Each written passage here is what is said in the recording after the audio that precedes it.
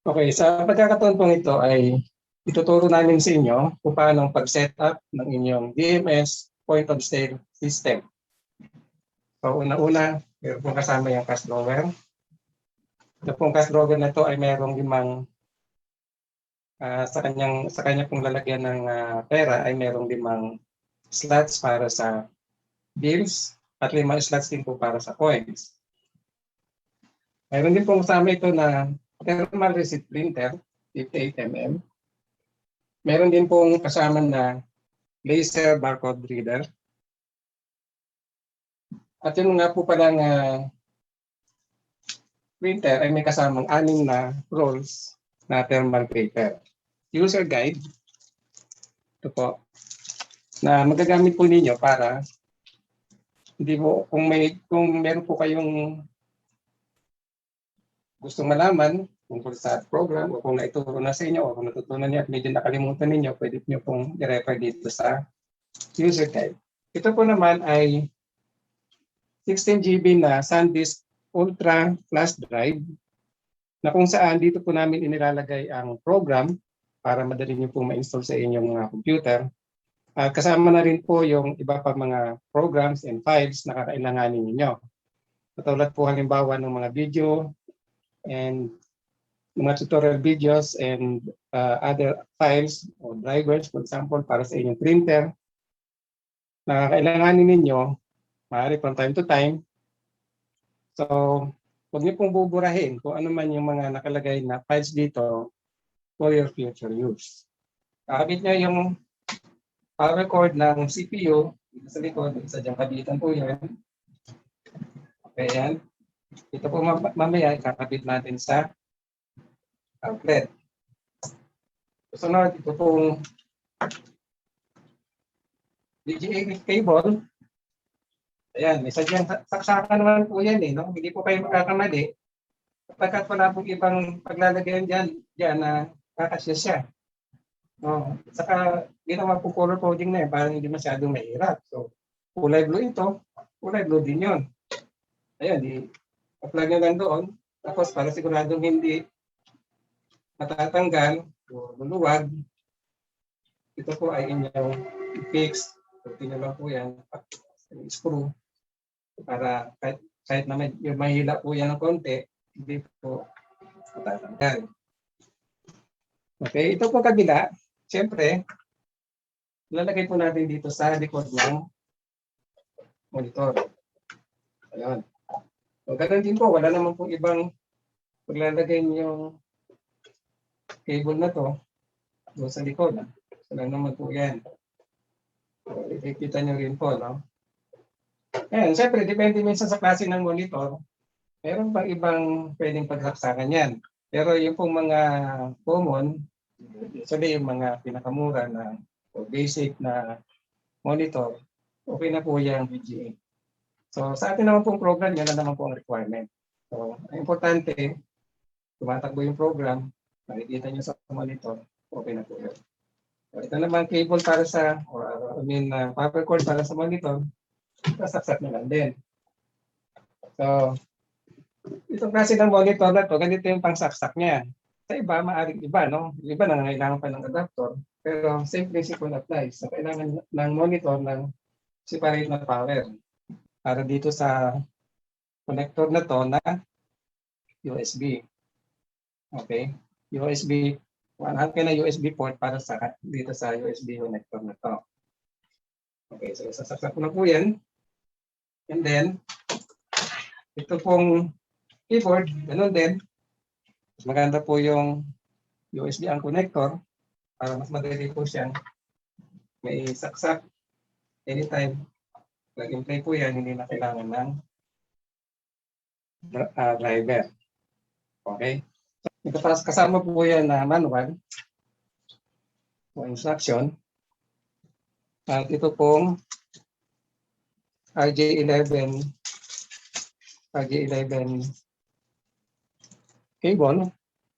Okay. RJ11 po yung connectors niyan. At meron pong dalawang susi. Okay, perasong susi. Now, tingnan muna natin kung ano yung laman sa loob, no? So, pasok niyo po yung susi sa kaliwa para bumukas. Ayan. So, ito po, makikita ninyo, pwede nyo tanggalin ito. Para mas pwedeng alikabukan na yan, pwede nyo pagpagpagpagin, no? Pero tanggalin nyo po muna yung pera, baka natapon sayang. So ngayon, ito po, tanggalin nyo na to kapag gusto nyo nang gamitin. Ito po, natatanggal din itong portion na to, no? Okay. So, meron pong 5 lagayan ng bills yan. Saka, meron din pong 5 lagayan ng coins. Ayan, pwede nyo po itong ilipat-lipat. Mapapansin nyo po ito ay natatanggal, no? So, ibig sabihin, may stat po yan, pwede nyo paliitin po, palakihin, depende sa dami ng coins. So, medyo marami yung 10 centavos, o 25 centavos, o 50 centavos. Kaya may 50 ba ngayon? Wala na yata. 1 peso, pwede nyo yun, medyo palakihin ninyo kasi marami yung kailangan ninyo ng coins para doon. Okay, so, yan po yung loob ng cash drawer. Okay, so, yan. Kusa pong ano yan eh. Pag inan yung kaliwang ganun, o-open siya. Pag tinulak nyo naman, kusa naman siyang naglanak. RJ11 cable. Ganito po yan. Dito sa likod, nakikita nyo po, meron pong port dito, RJ11 port, para pagsaksakan nitong cable na to.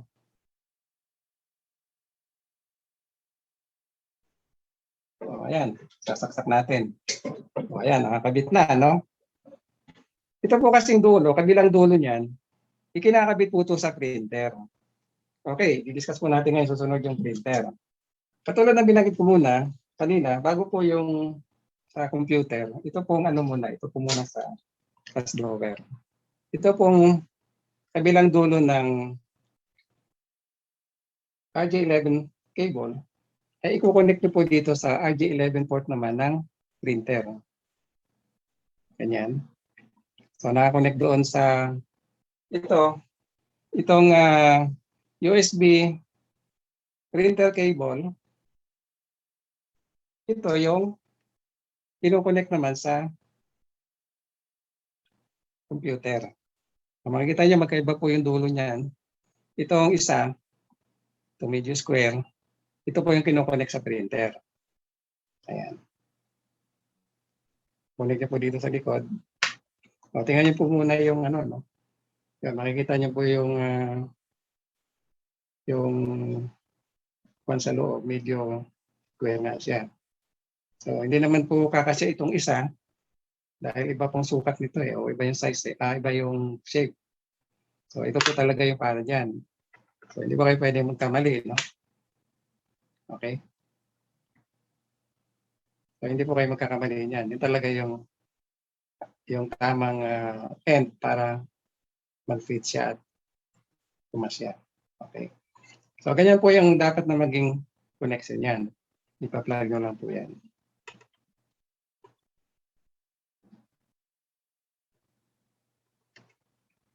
Okay? So, ayan po yung tatlong connectors. Ngayon, ito naman pong natitirang isa sa USB port. Okay.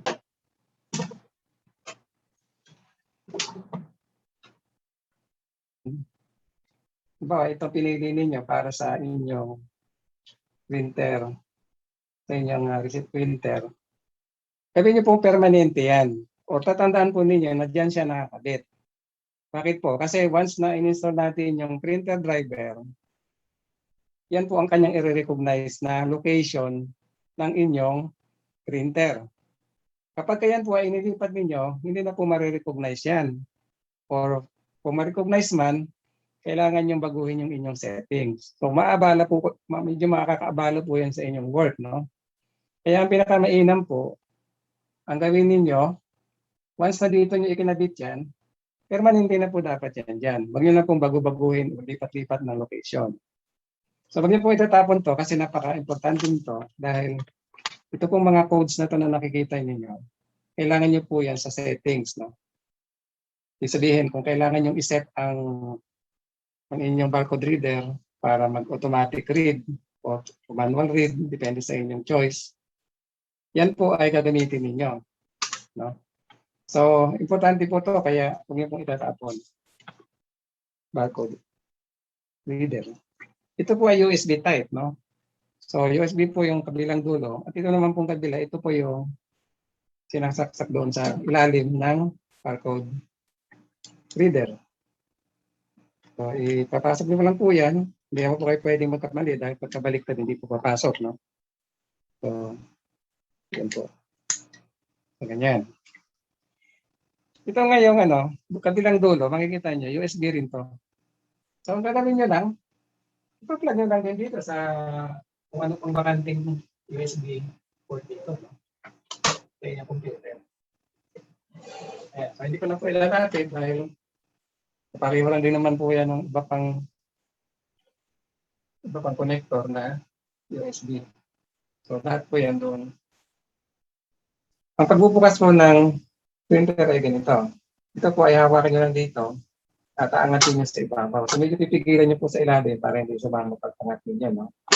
So, ganyan lang po yan. Inaangat lang pong ganon. Okay? Pagbukas nyo pong ganyan, ayan, pwede nyo na pong makita yung loob. So, simple lang po yung loob yan. Wala naman po ibang laman. So, ito po ang lalagyan ng papel. Ngayon, gusto ko lang papakita sa inyo yung mga importanteng part nito, no? Na visible sa mata kapag binuksan ninyo. So, dito po sa bandang ito, makikita ninyo yung tinatawag na thermal head. Okay. Saka itong parang medyo lagari na ginagamit para sa pagkakat ng paper. At dito naman po sa bandang itaas, ito po yung roller. Merong gear dito sa tabi. Ito po yung humihila ng papel palabas. Okay, so meron pong nagdadrive na motor yan doon sa ilalim. So ito po yung thermal head. Ito po yung nagpuproduce ng heat para ma-produce yung image. So ibig kong sabihin, yung ginagamit po na paper, ito po katulad po dito, ginagamit po na paper, ito po ay thermal sensitive or heat sensitive. So kaya po nagkakaroon ng image dyan o text, yan po ay dahil in-apply ng heat ng thermal head or printer head. No? So, tatandaan po ninyo na ang thermal paper po, hindi po yan both sides ay sensitive. Itong one side lang po. Okay? Itong side na to sensitive, kaya may print. Ito pong kabila, hindi po ito sensitive, parang ordinary paper lang po ito. So kapag ito po yung natapat doon sa printer head, hindi po magpiprint yan. So importante po yun kasi baka magkabaliktad po yung lagay ninyo ng papel, no? So, ang tamang paglalagay nito, ganito. Ayan. Okay, side view. Yun, pag ganon. Itong nasa ibabaw, dapat ay yung sensitive na part. Okay?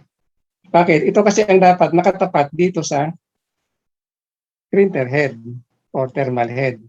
Dahil yan ang nagpo-provide ng heat at yan ang magpiprint dito. Kapag binaliktad kasi yan, ganon, ito ngayon ang lalabas na makukontak dito pag sinara nyo yan. No? Sinara nyo ganon. Ito ngayon ang magkakaroon ng contact dito sa printer head. So, walang printout na lalabas. So, tatandaan nyo po yon. Ayan. So, ganyan ang tamang paglagay. Ayan. Saka nyo ito ibababa. Ganon. Tapos, ihilahin nyo na. Oh, by the way, ano yan, no? Hindi pa natin natanggal yung ano. Usually kasi ito, medyo may konting dikit to eh. Yan, may konting dikit siya. Medyo hilahin nyo para tanggal. Yan. So, pwede nga balik na ganon. Okay, may konting dikit siya. Tapos pwede nyo balik ng ganon and then sa kanya na ilagay. So, yan po, tatandaan niyo yan ang tamang ito po yung tamang nagkakalagay niyan dapat. Ayan po. So, siguro madali naman siyang tandaan, no? Kasi Yung isa ganito, parang awkward naman siya kung gano'n. Diba? So, mali po yung ganito. Okay? Mali po yan. Ang tama po ay ganito.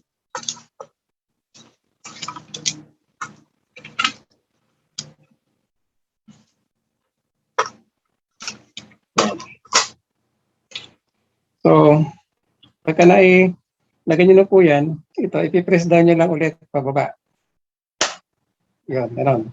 Pagka nag-click po yun, okay na po yun. No? Ready na po yan.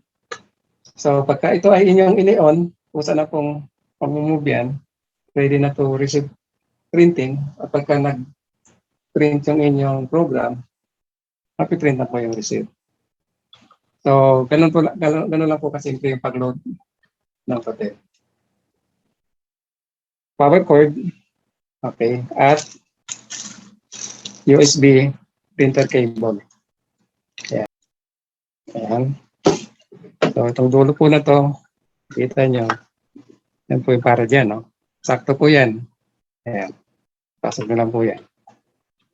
Okay? So, nakakabit na po yan. Ayan, ito namang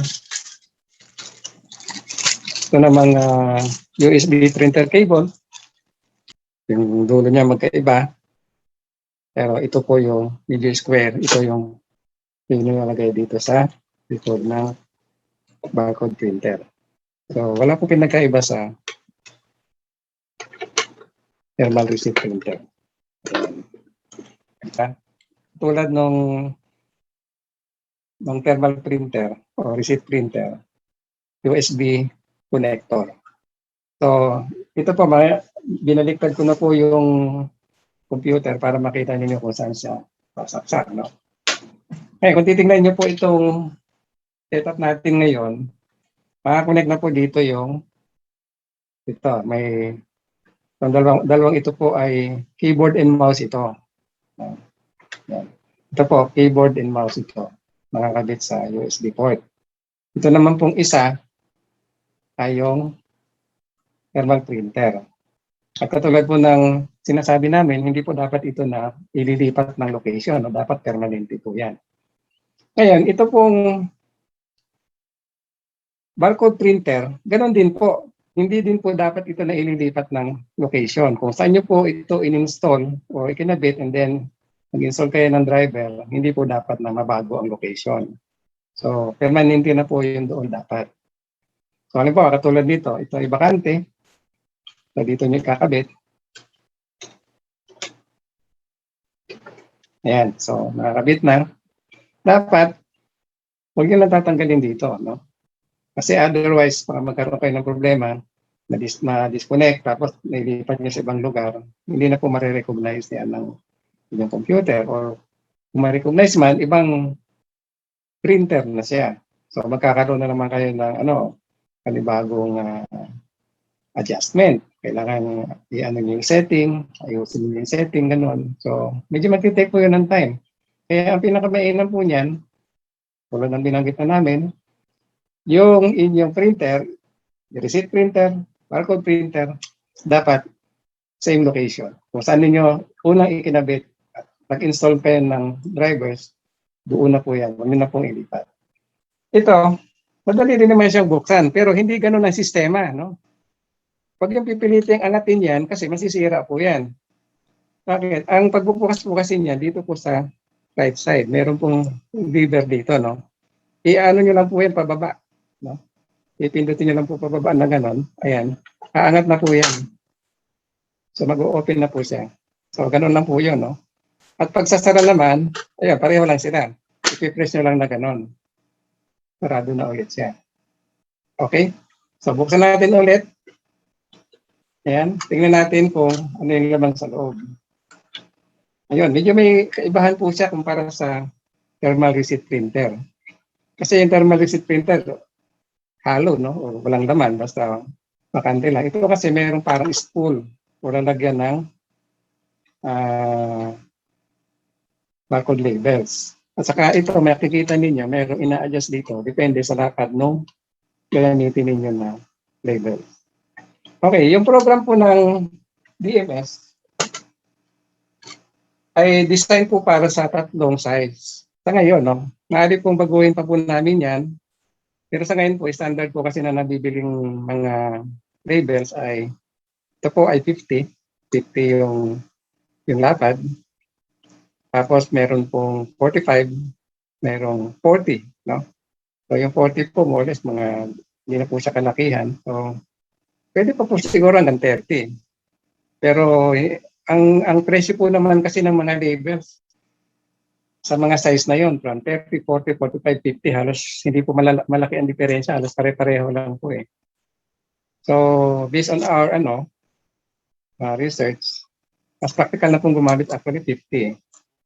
So, yun po, kaya yun din po ang binibigay naming libre. Yun na pong, kumbaga, pinakamalapad na pwede yung gamitin sa model na to. No? So, ipapakita ko po sa inyo kung paano po inilalagay yung paper sa loob o yung label. So, ito nga po yung nakalagay doon sa loob, parang spool po siya. Ito po ay pwede yung tanggalin. Ganyan. Pwede, actually, ano po yan, no? Adjustable. Depende kasi yan sa lapad ng rolyo na ilalagay ninyo. Okay, so butas po siya sa gitna kasi para ito ilalagay nyo ganon. So, ang purpose po nito para madaling umikot yung papel pag inilagay nyo na sa loob. So, sa ganon, hindi mahihirapan yung printer sa paghila sa kanyang palabas. No? Kaya po ang purpose niyan. Ngayon, makikita nyo ito may arrow. Yan. Ang purpose na naman po niyan para ipakita sa inyo na dito nagsisimula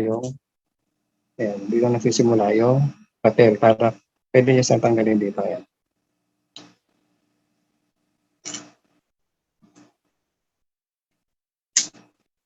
Yan. So, pwede na siya para ilagay doon. So, ganyan po yan, no? Ito, dapat po ang paglagay po niyan, ganyan, no? Again, ganito po kasi yan, parang katulad nung thermal receipt printer. Nandito po sa ilalim yung thermal head. Okay? Thermal printer head. Nandito tataas yung roller. So, ito po yung humihila ng papel palabas. Ito naman yung nagpiprint. So, dapat nasa ilalim. Kung nakalagay na ganyan yung papel, dapat doon na side yung sensitive sa heat o yung thermal sensitive na part ng paper. So, siyempre, clearly, pag nakita nyo naman po itong thermal label, ayan, so makikita nyo naman yung likod. Wala naman po talagang nakalagay. Andito lang po yan kasi ito po pagka tinanggal yung gano'n, ito na po yung sticker eh. No? Ayan o. So, ayan. So, yun na po yung sticker. So, ito pong portion na to ang ating ipiprint. Siyempre, hindi po yung kabila, no? Kaya ang ano niyan, tamang position, ganun dapat. Okay? Ayan. Kasi, itong side na to, ang thermal sensitive side na to, ito yung itinatapat natin dito sa thermal head. Okay. So, gagawin nyo lang po, ito, papasok ninyo. Meron naman pong guide dito eh. No? Meron siyang parang kanal dyan. Papasok nyo lang yung dalawang side na kaya, ganyan. Ayan. Tapos, magpipit na yan doon sa loob. Yan, fix na siya. Tapos, medyo hilain nyo muna ito papasok kasi kailangan ninyo na ito ay ipasok dito sa kulay green to. Yan, kasi pinaka-guide dito eh. Ayan, kailangan nakapasok siya nasa ilalim, no? Ng guide ng green. So, ayan. So, hindi po siya dapat maluwag, hindi rin po siya dapat masikip. Tama-tama lang. So, ayan po. Tingnan nyo yung tamang, no? Yung tamang pagkakaposisyon niya. Yan. So, nasa loob siya ng guide na green at ang nasa ilalim ay yung sensitive na part o thermal sensitive na part. Yung portion na ipiprint ninyo. Okay? So, ganyan lang po yung paglagay niyan. Ayan. Pagkatapos niyan, sa ito nga po pala, na makikita niyo yung bilog dito na kumukontrol sa kanya o parang pinakagay niya rin. Iurong nyo lang dito kung gaano siya kalapay. Kasi nga adjustable po yun. Ayan. So, Nakikita nyo na nakadikit lang siya dito sa rolyo ng sticker label. Okay, so ganyan lang po yan, no? Okay, halina mo na po. Okay. So, sasara nyo na po yan. I-press nyo lang na ganun. And then, ready na po yan, no? Ganyan lang po ka-simple ang pag-prepare ng inyong barcode label. So, ito pong natitira, siyempre, yung power cord. Alam niyo po ang gagawin dito. Pa-plug nyo lang po sa power supply, sa power outlet, para magkaroon ng power yung inyong printer. Okay? So, lahat naman po itong mga equipment na to ay 220 volts. So, hindi na po kailangan ng transformer. No? Ang maganda lang po, kung sa inyong lugar ay malimit mag-brownout, malimit mag-fluctuate ang kuryente, eh mas maganda kung meron kayong UPS o uninterrupted power supply at AVR or automatic voltage regulator para ma-maintain yung voltage ng inyong kuryente, ng inyong power supply.